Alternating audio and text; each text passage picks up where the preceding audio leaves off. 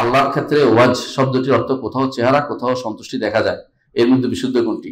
দুইটাই শুদ্ধ, দুইটাই শুদ্ধ। আল্লাহর জন্য ওয়াজ যেমন আছে, আল্লাহর জেহা আছে। জেহা অর্থ ওয়াজের শব্দে দুটো অর্থ আছে। ওয়াজ ওয়া বাদ দিলে পিছনে তা আসে, যারা আরবি জানেন তারা বুঝবেন। ওয়াজহুল জেহাতুন, তো জেহা অর্থ দিকে, দিকে অর্থ সন্তুষ্টি বোঝায়। তো আল্লাহর দিক বুঝায়, আবার আল্লাহর চেহারাও বোঝায়, বুঝছেন?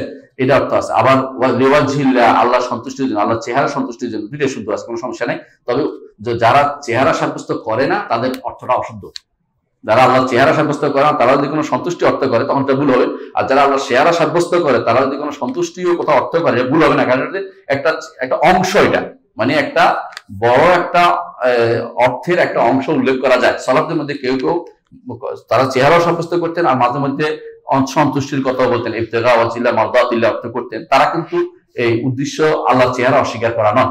আর যারা আল্লাহর চেহারা অস্বীকার করে সব জায়গাতেই সন্তুষ্ট অর্থ করবে, এর অর্থ হচ্ছে তারা সরাসরি আল্লাহর সিফাতকে অস্বীকার করে বলছে। সুতরাং সেই অর্থ করা যাবে না। এই জন্য আমরা চেষ্টা করি আমাদের তাফসীর বা আমাদের আলোচনায় যেন এখানে সরাসরি চেহারা বলি, যাতে করে মানুষ যেহেতু এটা ভুলে গেছে এটাকে যেন আমরা বেশি হাইলাইট করি।